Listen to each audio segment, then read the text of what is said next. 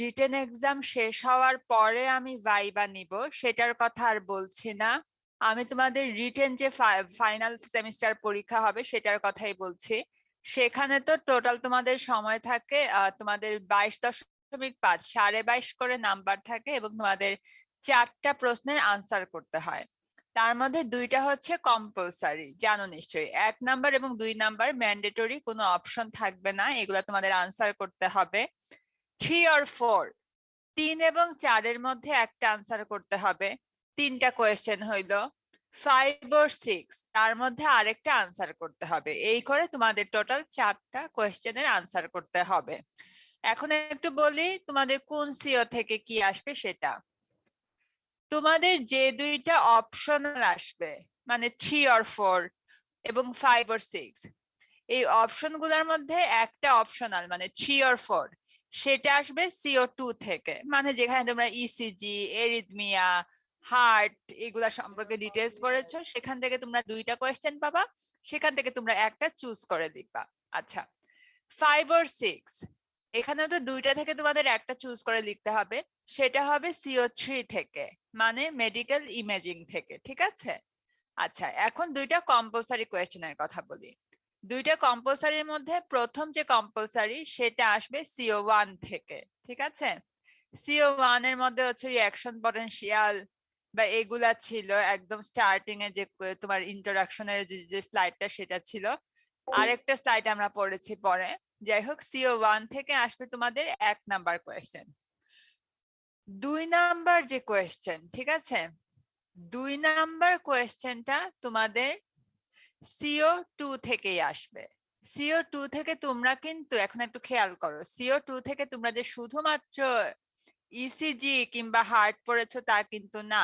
আমরা এখন কিন্তু ইজির একটা স্লাইডও পড়া শেষ করেছি, তোমরা এটা নিয়ে আজকে ক্লাস টেস্টও দিবা, যাই হোক, ইজি। এবং আমরা একটা পেপার সম্পর্কেও পড়ছি, ঠিক আছে? 2 সেকশনে একটা পেপার নিয়ে পড়ানো শুরু হয়েছে, সেটাও ইজি সিগন্যালের উপর। সেটাও CO2 এর অন্তর্ভুক্ত। সেখান থেকে 2 নাম্বার কোয়েশ্চেনটা আসবে, ঠিক আছে? বুঝতে পেরেছো? ইনফ্যাক্ট কথা হচ্ছে তোমার এই 2 নাম্বার যে কোয়েশ্চেন যেটা কম্পালসারি, সেটা বড় কথা হচ্ছে CO2 থেকে আসবে। এখন CO2 থেকে তো আমি ইসিজি, ইজি যে কোনো কিছুই দিতে পারি। তো আমার টার্গেট থাকবে তোমাদের ইজি করার জন্য, এটা বলে দিচ্ছি যে ঠিক আছে, আমার টার্গেট থাকবে 2 নাম্বার, মানে যেটা কম্পালসারি সেটা শুধুমাত্র ইইজি থেকেই দেওয়া। কিন্তু যদি না পাই কোয়েশ্চেন, তাহলে হয়তো সেখানে আমি একটু ইসিজি মিক্সড করেও দিতে পারি। আমার কিন্তু সিও কোনো চেঞ্জ হচ্ছে না, সেটা কিন্তু CO2ই থাকবে, ঠিক আছে? বুঝতে পেরেছো কোয়েশ্চেনের রিভিউটা? কারো কোনো কোয়েশ্চেন আছে প্রশ্ন নিয়ে? সবাই চুপ করে আছো, ধরে নিচ্ছি ফাইনাল পরীক্ষার কোয়েশ্চেন নিয়ে কারো কোনো কথা নাই। আমি আরেকবার বলছি, 1 number question compulsory mandatory answer করতে হবে, সেটা তোমাদের CO1 থেকে আসবে। 2 নাম্বার কোয়েশ্চেন সেটাও ম্যান্ডেটরি আনসার করতে হবে, সেটা CO2 থেকে আসবে। আমি চেষ্টা করব CO2 এর ইজি থেকেই দিতে। হ্যাঁ, হয়তো সেখানে ইসিজি থেকেও আসতে পারে, ঠিক আছে, কিন্তু চেষ্টা করব ইজি থেকে দিতে। এই 2টা কম্পালসারি গেল। 3 or 4, সেটা আসবে তোমার CO2 ইসিজি সিগন্যাল থেকে, হার্ট থেকে, এগুলা থেকে। সিও আর 5 or 6, সেটা আসবে CO3, যেটা হচ্ছে তোমাদের মেডিকেল ইমেজিং, সেখান থেকে। আচ্ছা, অনেক সময় হয়ে গিয়েছে, মানুষও তোমরা অনেক দেরি করে আসছো, যাই হোক সেটা উচিত না তোমাদের। আর একটু বলে নেই, এটা তোমরা অলরেডি জানো 4 নাম্বার ক্লাস টেস্ট দিচ্ছ। তোমাদের কিন্তু পরীক্ষা দেওয়ার জন্য তোমাদের ইউএপি আইডি থেকে কিন্তু লগ ইন করা থাকতে হবে। তোমরা ঢুকতে পারতেছো না, লিংক ক্লিক করলে আসে না, এগুলো কিন্তু তোমাদের সমস্যা, ঠিক আছে? নেট যদি খারাপ থাকে তাহলে ডাটা ইউজ করো বা কিছু করো। চার্জ যদি শেষ হয়ে যায় কোনো ব্যাকআপ হাতে রাখো, ঠিক আছে? এখন আমি তোমাদের এখন ইজি সিগন্যাল দিয়ে সিজার ডিটেকশন সেটার একটা পেপার সম্পর্কে একটু পড়ছি, ঠিক আছে? যে তোমরা ল্যাবও করেছো এটা নিয়ে, যাই হোক, তো এখন এটা কিরকম করে আসলে ডিস্টিংগুইশ করা হয় সেটা সম্পর্কে। তো তোমরা তো এগুলা সম্পর্কেও জেনেছো, আগের ক্লাসেই পড়া হয়েছে। যে আমি আরেকবার একটু রিপিট করি যে এই পেপারে কি কি করা হচ্ছে এবং আমরা কোন পর্যন্ত পড়েছি। আচ্ছা, এই পেপারে ইজি সিগনালে তোমরা ল্যাব ক্লাস যারা করেছো তারা জানো আমাদের সিজার ডাটাবেস সেখানে ইজি সিগন্যালের 5টা ক্লাস ছিল। সেই 5টা ক্লাসের মধ্যে জেড ও এফ এন এস, তার মধ্যে জেড এবং ও ছিল সুস্থ স্বাভাবিক মানুষের সিগন্যাল। একটা রেকর্ডিং টাইমে চোখ খোলা ছিল আর একটা রেকর্ডিং টাইমে চোখ বন্ধ ছিল।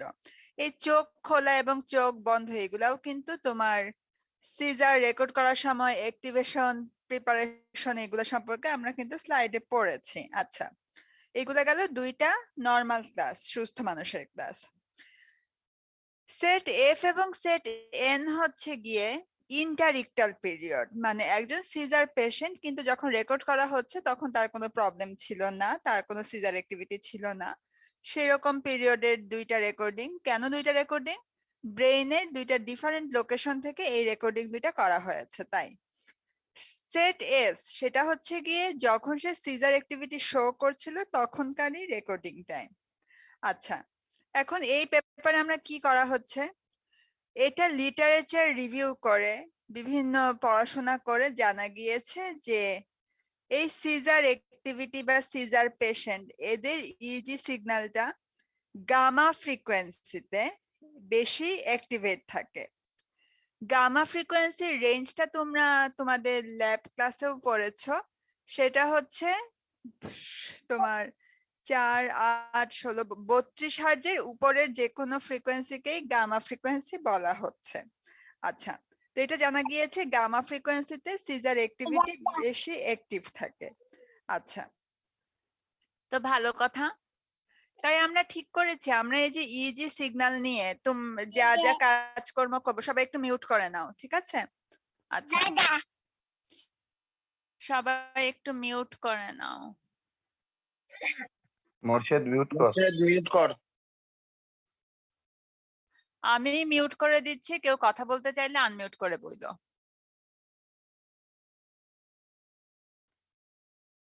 আচ্ছা, তো যেটা দেখা গিয়েছে যে গামা ফ্রিকোয়েন্সিতে এই সিজার অ্যাক্টিভিটি গুলা ইজি সিগন্যাল গুলা বেশি অ্যাক্টিভেট থাকে। তাই আমরা ঠিক করেছি ঠিক আছে আমরা এই যে সিজার ডিটেকশন করব, সিজার ডিটেকশন করা মানে কি, কিছু ফিচার কালেক্ট করা তারপর সেটা দেখে ডিসিশন নেওয়া, সেটা আমরা ইজি সিগন্যালে গামা ফ্রিকোয়েন্সি রেঞ্জে করব। পরে আমরা লিটারেচার রিভিউ করে আরেকটা জিনিস দেখলাম যে গামা ফ্রিকোয়েন্সি যেভাবে চলে, যেভাবে আগায়, সিনক্রোনাইজেশন আছে তার থিটা ফ্রিকোয়েন্সির সাথে। থিটা ফ্রিকোয়েন্সি মানে 4 থেকে 8 হার্জ। তাই আমরা ডিসিশন নিলাম আমরা নট অনলি গামা ফ্রিকোয়েন্সি, আমরা থিটা ফ্রিকোয়েন্সি ইজি সিগন্যাল নিয়েও কাজ করব। আচ্ছা, এখন গামা ফ্রিকোয়েন্সি থিটা ফ্রিকোয়েন্সির ইজি সিগন্যাল নিয়ে আমরা সেটার ফিচার এক্সট্রাক্ট করে আমরা সিজার ডিক্লাসিফিকেশন করে ফেলবো, খুব ভালো কথা। এখন প্রথম কথা, আমরা এই যে গামা ফ্রিকোয়েন্সি থিটা ফ্রিকোয়েন্সি সেটা আমরা কিভাবে কালেক্ট করব? অনেক উপায়ে কালেক্ট করা যায়। তোমরা যারা ল্যাব করেছো তারা জানো ডিডব্লিউটি ডিসক্রিট ওয়েভলেট ট্রান্সফর্ম করে এই ফ্রিকোয়েন্সি গুলো এক্সট্রাক্ট করা যায়। ইএমডি এম্পিরিক্যাল মোড ডিকম্পোজিশন করেও সেটা এক্সট্রাক্ট করা যায়। তবে আমরা এখানে যেটা করেছি এই পেপারে, আমরা ডিডব্লিউটি কিংবা ইএমডি কোনোটাই করি নাই, আমরা নর্মাল ফিল্টারিং করেছি, ফিল্টার ইউজ করেছি। তোমরা হয়তো ইলেকট্রনিক্স 2 তে জানো যে ফিল্টার কি করে। ফিল্টার দিয়ে তুমি কোনো একটা ফ্রিকোয়েন্সিকে ব্লক করতে পারো কিংবা কোনো একটা ফ্রিকোয়েন্সির ট্রান্সমিশন অ্যালাউ করতে পারো এরকম। তো আমরা ফিল্টার ইউজ করে আমরা গামা ফ্রিকোয়েন্সি এবং থিটা ফ্রিকোয়েন্সির ইজি সিগন্যাল নিয়েছি। তার মানে কি হইলে এখন আবার একটু রিকল করি, আমাদের 5টা ক্লাস ছিল, প্রত্যেকটা ক্লাসের 100টা করে সিগন্যাল ছিল, টোটাল 500টা সিগন্যাল। এখন আমরা তো ফিল্টার ইউজ করে প্রত্যেকটা সিগন্যাল থেকে গামা সিগন্যাল এবং থিটা সিগন্যাল নিচ্ছি। তার মানে এখন প্রত্যেকটা সিগন্যালের জন্য আমরা গামা সিগন্যাল থিটা সিগন্যাল 2টা করে সিগন্যাল পাচ্ছি। তাই তোমার আগে যদি 500টা সিগন্যাল থাকে এখন তো তোমার 1000টা সিগন্যাল হচ্ছে। ঠিক আছে, ভালো কথা, এখন আমাদের 1000টা সিগন্যাল হয়ে গিয়েছে। এখন যেটা করা হচ্ছে এই 1000টা সিগন্যালের উপর আমরা এখন এই যে ফিল্টার্ড সিগন্যাল, আমরা তো ফিল্টার করে ফেলেছি, ফিল্টার করে তো আমরা গামা ফ্রিকোয়েন্সি এবং থিটা ফ্রিকোয়েন্সির সিগন্যাল পেয়েছি। এখন আমরা সেই ফিল্টার্ড সিগন্যালের উপর আমরা ইএমডি এম্পিরিক্যাল মোড ডিকম্পোজিশন করব। ঠিক আছে, করলাম। এম্পিরিক্যাল মোড ডিকম্পোজিশন করে তোমরা তো ল্যাব পরীক্ষা দিয়ে এটা জানোই। প্রত্যেকটা সিগন্যালের ইএমডি করলে তুমি 8 থেকে 10টার মতো আইএমএফ ইন্ট্রিনসিক মোড ফাংশন পাইতে পারো। এখন আমরা সেগুলোই করেছি, সেগুলোই আমরা দেখছি যে হ্যাঁ ঠিক আছে সিগন্যালটা কিরকম হয়। কথা হচ্ছে সিগন্যালগুলো আমরা দেখলাম, ঠিক আছে, এখানে ছবির মধ্যে এটাও আমরা আলোচনা করেছি। লেফট সাইডে গামা ব্যান্ডের সিগন্যালগুলো দেখানো হয়েছে 5টা ক্লাস, রাইট সাইডে তোমার থিটা ব্যান্ডের সেই 5টা সিগন্যাল জেড ও এফএনএস সেটা দেখানো হয়েছে। প্রত্যেকটা সিগন্যালে আমরা 6টা কি 7-8টা করে আইএমএফ এর এনার্জি দেখিয়েছি এবং দেখা যাচ্ছে প্রত্যেকটারই আইএমএফ এর 1 নাম্বার আইএমএফ এর এনার্জিটা সবচাইতে বেশি, বাকি এনার্জি গুলা নেগলিজেবল, তুমি ইগনোর করতে পারো। তাই এখন আমরা ডিসিশন নিলাম যে আমরা প্রত্যেকটা সিগন্যাল থেকে আমরা gamma frequency theta frequency signal extract করছি, তারপর প্রত্যেকটার আমরা ইএমডি করব, প্রত্যেকটার ইএমডি করে আমরা প্রথম যে আইএমএফটা শুধুমাত্র সেটা নিব। ভালো কথা। এখনো কিন্তু আমাদের হাতে 1000টা সিগন্যালই আছে, প্রত্যেকটা সিগন্যাল থেকে আমরা গামা ফ্রিকোয়েন্সি এবং থিটা ফ্রিকোয়েন্সি সিগন্যাল পাচ্ছি, তাদের ইএমডি করার পর শুধুমাত্র 1 নাম্বার আইএমএফ এ নিচ্ছি, সেই কারণে আমাদের হাতে এখন 1000টা আইএমএফ আছে বলতে পারো। এখন আসছে আমরা এটার ফিচার এক্সট্রাক্ট করব। তোমরা তো অনেক ফিচারই এক্সট্রাক্ট করেছো ল্যাবে, মিন, মোড, ম্যাক্সিমা, মিনিমা। এখানে আমরা স্ট্যাটিস্টিক্যাল ডিস্ট্রিবিউশন করে তার প্যারামিটার গুলাকে ফিচার হিসাবে নিচ্ছি। আগের ক্লাসে আমার মনে আছে স্ট্যাটিস্টিক্যাল ডিস্ট্রিবিউশন বলতে কি বুঝি সেটা আমরা বলেছিলাম, আরেকবার একটু রিপিট করি। যে কোনো কিছুই একটা স্ট্যাটিস্টিক্যাল ডিস্ট্রিবিউশন ফলো করে। বিভিন্ন কমন স্ট্যাটিস্টিক্যাল ডিস্ট্রিবিউশন হচ্ছে গসিয়ান ডিস্ট্রিবিউশন, পয়জন ডিস্ট্রিবিউশন, টি লোকেশন ডিস্ট্রিবিউশন এটসেট্রা, অনেক কিছু। গসিয়ান ডিস্ট্রিবিউশনটাই বলি। তুমি যে কোনো কিছুই যদি খেয়াল করো, ঠিক আছে, তুমি তোমার ক্লাসের পরীক্ষার রেজাল্টটা খেয়াল করো, কিংবা তুমি ওভারঅল, ঠিক আছে, ভালো কথা, দেশে শিক্ষিতের হার কত, কতজন মানুষ শিক্ষিত, কতজন মানুষ অশিক্ষিত, কতজন মানুষ এবিসিডি পারে, তুমি যদি সেটার একটা গ্রাফ প্লট করো, ঠিক আছে, সেই গ্রাফের এক্স এক্সিসে হরাইজন্টাল এক্সিসে থাকবে ভেরিয়েশন গুলা। তোমার রেজাল্টের ক্ষেত্রে A plus A, B plus B, C, D etcetera. শিক্ষিতের হারের ক্ষেত্রে তোমার এক্স এক্সিসে থাকবে যে 5 pass, 8 pass, SSC pass, HSC pass, তোমার ডিগ্রি পাস, এইরকম বিভিন্ন অপশন। ওয়াই এক্সিসে থাকবে সংখ্যা কত, এ প্লাস কয়জন পাইছে, সি কয়জন পাইছে, এসএসসি পাস কয়জন, এইচএসসি পাস কয়জন, এরকম। তুমি যদি এগুলো সবকিছুরই ডাটা নাও তাহলে খেয়াল করবা এটা নেচারের একটা ফলো করে একটা রুল যে মধ্যবর্তী জায়গায় ফ্রিকোয়েন্সি সবচাইতে বেশি থাকে। তোমার ক্লাসে যদি তোমরা সৎভাবে অনেস্ট ভাবে পরীক্ষা দাও, যদি খাতা সেইভাবে দেখা হয় আসল একুরেট ভাবে, তাহলে দেখবা মিডিয়াম স্কেলে সবচাইতে বেশি মানুষ নাম্বার পাচ্ছে। দেশের শিক্ষিতের হার কতটুকু বা কি, তখনও দেখবা যে তোমার মিডল ক্লাসটা, সেটা এসএসসি বা এইচএসসি যেটাই হোক না কেন, সেখানে সবচাইতে বেশি মানুষ অ্যাটেন্ড করেছে। মানে এটা হচ্ছে আমাদের একটা ডিস্ট্রিবিউশন। এখন এই গসিয়ান ডিস্ট্রিবিউশনটা এই ইজি সিগন্যালের ক্ষেত্রেও প্রযোজ্য। তুমি প্রত্যেকটা সিগন্যালের ম্যাগনিটিউড গুলাকে যদি এক্স এক্সিসে সাজাও, ওয়াই এক্সিসে হ্যাঁ কয়জন এই ভ্যালু বহন করে, কয়জন মিনিমাম ভ্যালু বহন করে, তাহলেও দেখবা মধ্যবর্তী জায়গায় তাদের ভোল্টেজটা বেশি, ঠিক আছে।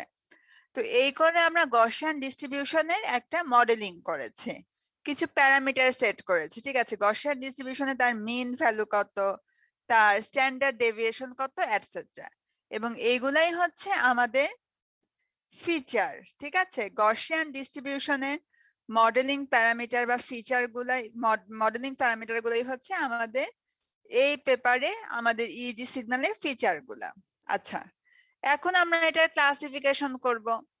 তোমরা কেএনএন ক্লাসিফায়ার দিয়ে ক্লাসিফিকেশন করেছো, এই পেপারে সম্ভবত 2 রকম ভাবে তোমার ক্লাসিফিকেশন করা হয়েছে, SVM support vector machine classification এবং K নিয়ারেস্ট নেইবারহুড ক্লাসিফিকেশন।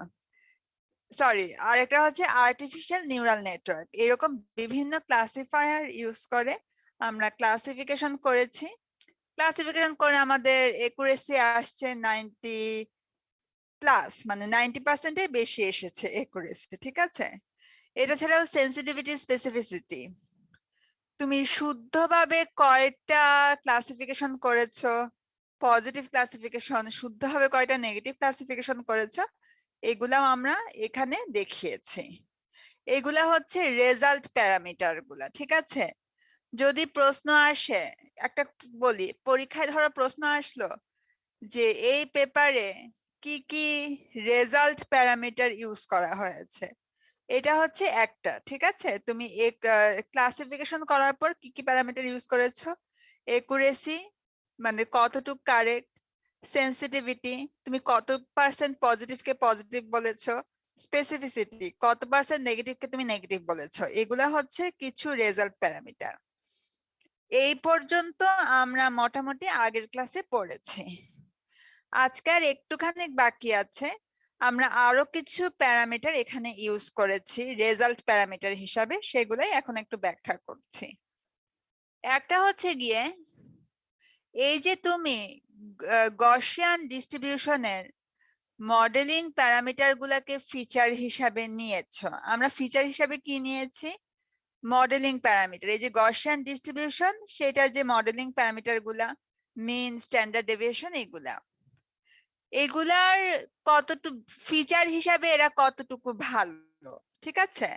ওই যে যেমন একটা উদাহরণ দেই, তোমাকে বলা হইলো 4টা ফুলের নামকরণের মধ্যে পার্থক্য করো, কোনটা গোলাপ, কোনটা জবা, কোনটা গাঁদা, এটসেট্রা। তুমি অনেক ফিচারই নিতে পারো, যেমন ফুলের রং, ফুলের গন্ধ, এটসেট্রা। এখন এই ফুলের রং, ফুলের গন্ধ, পাপড়ি সংখ্যা, এগুলাকে যে তুমি ফিচার হিসাবে নিচ্ছ, এগুলা ফিচার হিসাবে কতটা ভালো, এগুলা কতটা কারেক্টলি তোমাকে ফুলগুলাকে আলাদা করছে, ঠিক আছে।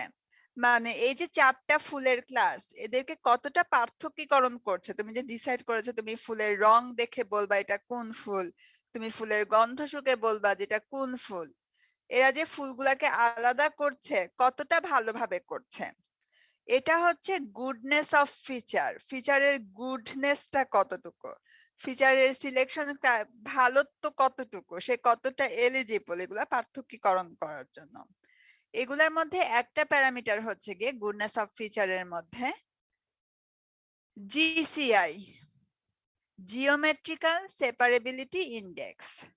এটা হচ্ছে এই যে দুইটা ক্লাসের মধ্যে পার্থক্যীকরণ, সে কতটা দূরত্বে ডিস্টেন্স পার্থক্য করছে, কতটা আলাদা ডিস্টিংগুইশ করছে, এটা হচ্ছে জিএসআই, জিওমেট্রিক্যাল সেপারেবিলিটি ইন্ডেক্স। একটু বলে নেই, তোমার জিওমেট্রিক্যাল সেপারেবিলিটি ইন্ডেক্স এর ভ্যালু সর্বোচ্চ 1 হইতে পারে, সর্বনিম্ন 0 হইতে পারে। তোমার যদি জিএসআই ভ্যালু এই ফিচার গুলার 1 আসে, তার মানে সে তো ফাটাফাটি ভালো পার্থক্য করছে। তোমার যদি 0 আসে, তার মানে সে কোনো পার্থক্যই করতেছে না, ঠিক আছে। তো আমরা ধরে নেই 0.5 এর বেশি হওয়া মানে হ্যাঁ সে বেশ ভালো রকমেরই পার্থক্যীকরণ করছে। তার মানে তোমার জিএসআই ভ্যালু যদি 0.5 এর বেশি হয়, তুমি বলতে পারো যে হ্যাঁ এটা যথেষ্ট ভালো একটা ফিচার হিসাবে আমরা নিয়েছি। আরেকটা প্যারামিটার হচ্ছে গিয়ে গুডনেস অফ ফিচারের বিডি ভ্যালু বা ভট্টাচার্য ডিস্টেন্স ভ্যালু। একটা ক্লাস, ধরো তোমার গোলাপ ফুলের গন্ধ, এই গন্ধগুলা কতটা নিজের মধ্যে কোনো গন্ডগোল করে না, ঠিক আছে। গোলাপ ফুলের গন্ধ সেটা যদি একটু গাদার গন্ধের মতো হয়ে যায় তাহলে তো মুশকিল, সে তো আরেকটা গ্রুপের সাথে মিলাই ফেলছে। নিজের ক্লাসের মধ্যে সে কতটা কম্প্যাক্ট করে রাখে, কতটা কনফিউশন সে তৈরি না করে, এটা হচ্ছে ভট্টাচার্য ডিস্টেন্স। এই প্যারামিটারটা হচ্ছে যত 0-র কাছাকাছি হয় তত ভালো। তোমার ভট্টাচার্য ডিস্টেন্স আসতে পারে 0.05, 0.127, তার মানে হ্যাঁ সে বেশ ভালোই তার বিডি ভ্যালু, তার ভট্টাচার্য ডিস্টেন্স ভ্যালু। ভট্টাচার্য ডিস্টেন্সের ভ্যালুর মানও সর্বোচ্চ 1, সর্বনিম্ন 0 হইতে পারে। 0 মানে খুবই ভালো, 1 মানে খুবই খারাপ, 0.5 এর কম মানে হ্যাঁ সে ভালো আছে। এটা হচ্ছে কিছু প্যারামিটার যেগুলাকে আমরা এই পেপারে ইউজ করেছি গুডনেস অফ ফিচার হিসাবে। আরেকটা হচ্ছে গিয়ে আমরা এই যে মডেলিং করছি, মডেলিং করার সময় আমরা গসিয়ান ডিস্ট্রিবিউশন নিয়েছি। আরো তো অনেক ডিস্ট্রিবিউশন ছিল, T location scale distribution, Poisson distribution, Laplace distribution. আমরা কেন গসিয়ান ডিস্ট্রিবিউশন নিয়েছি, ডিস্ট্রিবিউশনটা কতটুকু ভালো সেটা বোঝার জন্য আরেকটা পরীক্ষা আছে, সেটাকে কেস টেস্ট বলে। কেস টেস্টের একটা অত্যন্ত জটিল নাম আছে, সেই জটিল নাম আমিও উচ্চারণ করতে পারি না, সংক্ষেপে এটাকে কেস টেস্ট বলা হয়। আচ্ছা, এই কেস টেস্ট হচ্ছে একটা পরীক্ষা, একটা ম্যাথল্যাব কোড, যাই হোক এই পরীক্ষা দিয়ে আমরা বুঝি যে এটা কতটা ভালো কিংবা কতটা খারাপ এসেছে। ঠিক আছে, কেস টেস্টের মানে রেজাল্ট একটু দেখি।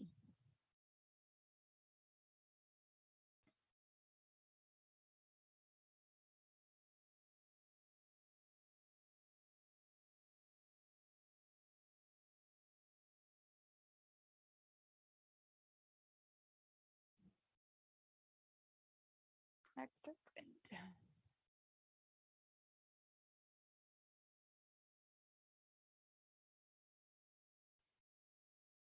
এটা হচ্ছে কেস টেস্টের রেজাল্ট।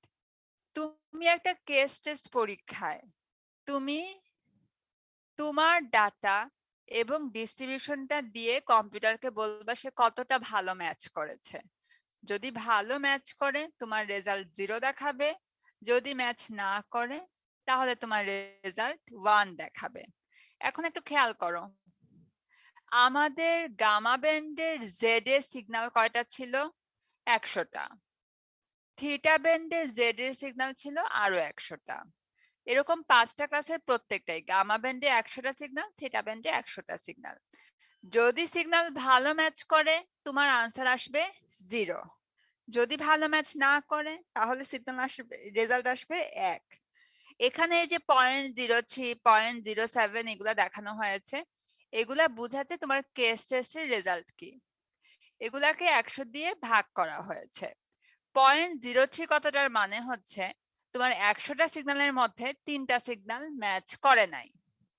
0.01 মানে 100টার মধ্যে একটা সিগন্যাল ম্যাচ করে নাই। 0.07 যেমন এন গ্রুপের মধ্যে আছে গামাতে, তার মধ্যে 7টা সিগন্যাল ম্যাচ করে নাই।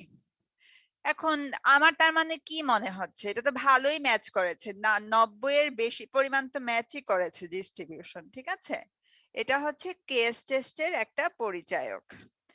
এগুলাই হচ্ছে গিয়ে এই পেপারে যা যা বলা হয়েছে, দেখা হয়েছে এটসেট্রা।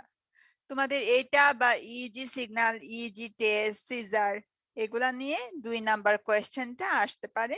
দরকার হলে একটু ইসিজি থেকেও দেওয়া হইতে পারে 2 নাম্বারের মধ্যে, কিন্তু মেনলি এগুলা থেকে দেওয়া হবে। ঠিক আছে, কম্পালসারি কোয়েশ্চেন। তাহলে এগুলাই হচ্ছে ওভারঅল আমাদের টোটাল বায়োমেডিক্যাল সিগন্যালের সিলেবাস, সবকিছুই আজকে শেষ হইল কোয়েশ্চেন রিভিউ সহ।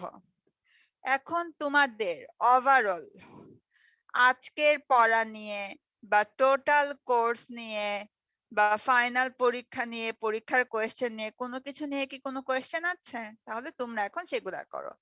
আমার পক্ষ থেকে এই টোটাল থিওরি কোর্সে যা যা বলার আছে ছিল সবকিছু আমি বলে দিয়েছি। এখন তোমরা বলো। আরেকটা কথা বলে দিই, তোমাদের বি সেকশনেরই মনে হয় 2-3 জন আমাকে বলছিলা রেকর্ডিং দিতে। এটা তোমাদেরকে আমি আগেও বলেছি, আমার রেকর্ডিং দিতে 2-3 দিন সময় লাগে। শুক্র শনিবারে আমি কম্পিউটারও খুলি না, তাই রেকর্ডিং যারা যারা চেয়েছো পেয়ে যাবা, কিন্তু 2-1 দিন সময় লাগবে। ঠিক আছে, আর শুক্র শনিবারে তো আমি কম্পিউটারই খুলি না। কালকে খুলতে হয়েছে কোয়েশ্চেন করার জন্য, বাইরেও ছিলাম, তাই দিতে পারি নাই। ঠিক আছে, এখন তোমরা বলো, তোমাদের যদি কিচ্ছু বলার থাকে টোটাল কোর্স সম্পর্কে বলো এখন।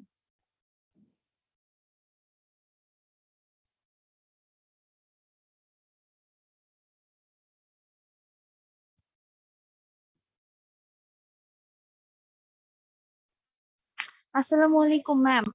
হ্যাঁ, ওয়ালাইকুম সালাম, বলো। ম্যাম আমি হচ্ছে ওই যে মিড টার্মের খাতায় আমার একটু ওই যে কাউন্টিং এর প্রবলেম ছিল। তুমি কি আমি আমাকে এখন যে মেইল বলতে- করেছিলা যে 10 নাম্বার বা এরকম জি কিছু? ম্যাম। হ্যাঁ, জি ওটা আমি ম্যাম। লিখে নিয়েছি আমার স্ক্রিপ্টের মধ্যে। আমি জি তোমার ম্যাম, থ্যাংক খাতার ইউ। মধ্যে চেঞ্জ করি না, কিন্তু আমি তোমাকে রিপ্লাইও দিয়েছিলাম, তাই না? তুমি তো এবার আমাকে থ্যাংক ইউ বলো, তুমি না সেই মেয়েটা?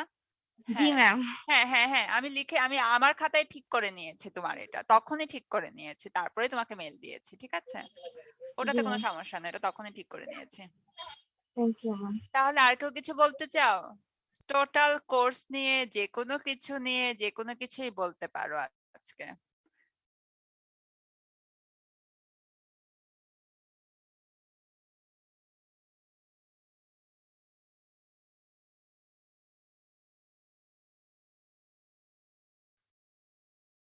তোমাদের কি তাহলে বৃহস্পতিবার বিকাল 5টার সময় আর ক্লাস করার কোনো দরকার আছে? আমার সিলেবাস কমপ্লিট। না ম্যাম, দরকার নেই। ঠিক আছে, দরকার নাই। আজকেই তাহলে শেষ ক্লাস। সবাই আছো, আমি অ্যানাউন্স করছি আগামী বৃহস্পতিবার ক্লাস হচ্ছে না, ঠিক আছে? তোমাদের তো পরীক্ষাও শেষ, সিলেবাসও শেষ, সবকিছুই শেষ। আজকে সময় আছে, আজকে যদি কেউ কোনো কিছু নিয়ে কিছু বলতে চাও তাহলে বলো এখন। কোনো কিছু বুঝো না বা কোথাও কোনো কনফিউশন বা যে কোনো কিছু নিয়ে কিছু দরকার হলে বলো আমাকে। এটা অফ করি। তোমাদের এই পেপারটাই আপলোড করা বাকি আছে ক্লাসরুমে, আমি সেটা আপলোড করে দিব। এটা অফ করছি। বৃহস্পতিবার তাহলে ক্লাস হচ্ছে না, এটাই শেষ ক্লাস। এখন আজকে কি আর কেউ কিছু বলতে চাও কোনো কিছু নিয়ে কোনো কিছু?